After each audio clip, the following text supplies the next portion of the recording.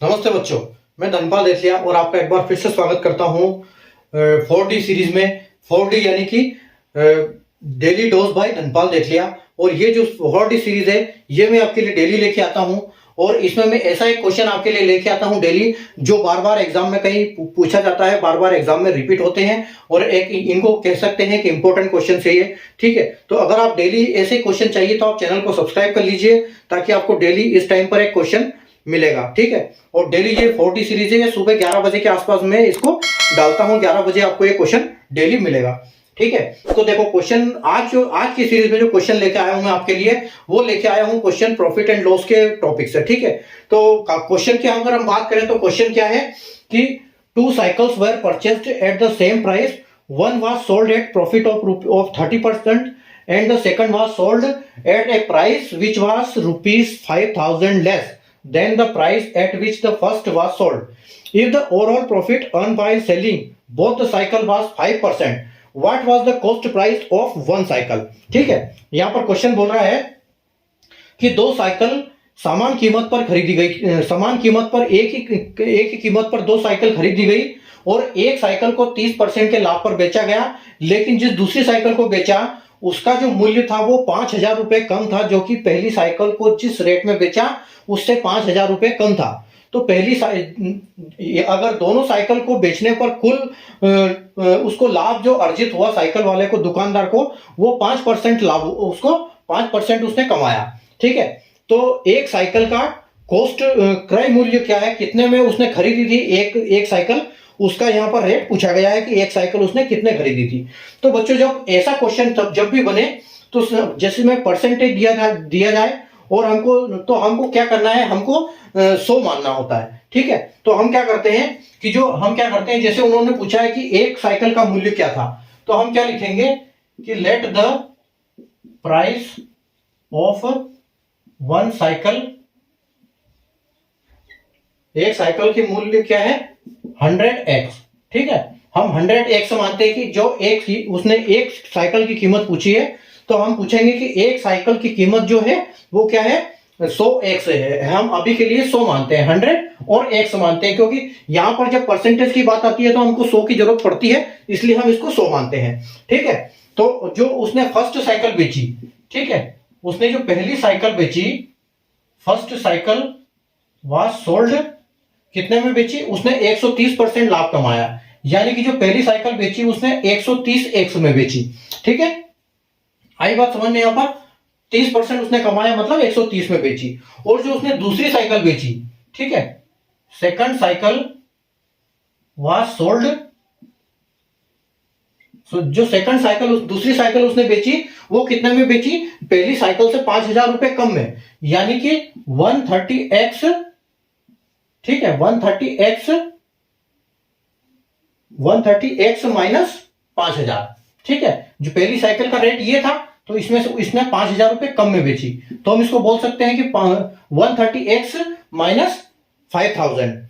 ठीक है, इसको हम बोल सकते हैं माइनस 5,000। अब देखो यहां पर हम क्या करेंगे कि हम दोनों साइकिल का ये एक साइकिल का मूल्य है, अब उसने दोनों जो साइकिल खरीदी उसका प्रॉफिट उसको 5% हुआ है, तो हम यहां क्या करेंगे कि 130, ठीक है, 130 साइकिल, एक साइकिल की मूल्य हो गई 130 प्लस दूसरी साइकिल की जो मूल्य है वो ये है। ठीक है, तो 130x minus 5,000 is equal to क्या है, इज इक्वल टू है दोनों साइकिल, यानी कि दो साइकिल खरीदी हुई, दो साइकिल का मूल्य और इनटू प्लस उसको 5% लाभ हुआ, तो मतलब एक साइकिल 100 में खरीदी, दो साइकिल 200 में खरीदी, और उसके साथ क्या होगा 5% उसको लाभ मिला है। ठीक है, 5% उसको लाभ मिला, तो यहां पर हम क्या करेंगे 200x इंटू 5/100।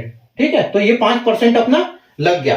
ठीक है, तो अगर हम इसको काटेंगे यहां पर तो 5 से तो ये कटेगा 20 बार, और इस 20 को हम काटेंगे इसको 10 बार, तो यहां पर हमको मिल गया ये 10 और प्लस 200, यानी कि 210x। ठीक है, नीचे लिखता हूं, यहां पर हमारा आ गया 210x। ठीक है, 210x हमको मिल गया यहां पर।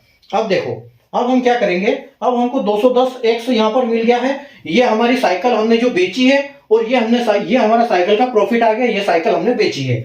ठीक है, अब हम क्या करेंगे, इस 210 को इस 210 को हम क्या करेंगे, इसके साथ मिला, इससे इसमें से माइनस करेंगे। तो ये देखो यहां पर आपको कितना हो गया, इस 500 को एक तरफ ले लो और ये वाली जो वैल्यू है इसको एक तरफ ले लो, इसके साथ ले लो। तो ये क्या हो जाएगा, ये देखो ये 130 कितना हो जाएगा आपका 260 एक्स माइनस कितना हो जाएगा ये 210 एक्स इज इक्वल टू कितना 5000। ठीक है, ये 5000 है आपका। ठीक है, खरीदी हुई और प्रॉफिट के बीच में 5000। ठीक है, तो ये 5000 आ गया।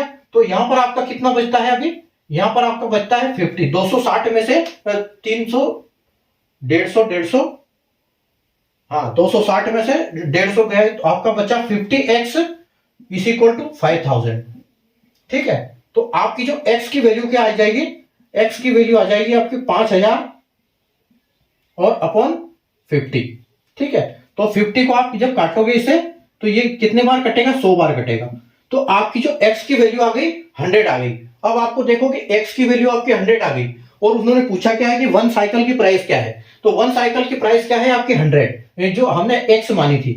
ठीक है, तो 100 की वैल्यू भी x की वैल्यू भी 100 आ गई और 100 हमने माना भी था। तो 100 इंटू 100, एक साइकिल की जो कॉस्ट है आपकी कितनी हो गई 10,000 रुपए। ठीक है, तो 10,000 रुपए कॉस्ट हो गई साइकिल की। अब आप इसको ये भी देख सकते हो कि एक साइकिल की अगर कॉस्ट है 10,000, ठीक है, तो 10,000 ये तो आपका आंसर क्वेश्चन में पूछा था।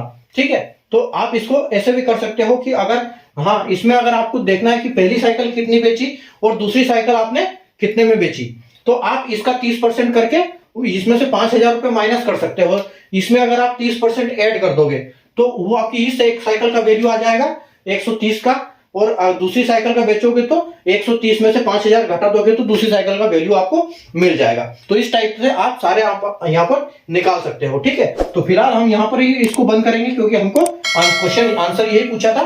तो हम यहाँ पर अगर इससे आगे पूछता तो हम आगे भी करते। ठीक है, अगर सेशन समझ में आया हो तो लाइक करें, शेयर करें और चैनल को सब्सक्राइब करना ना भूलें। धन्यवाद।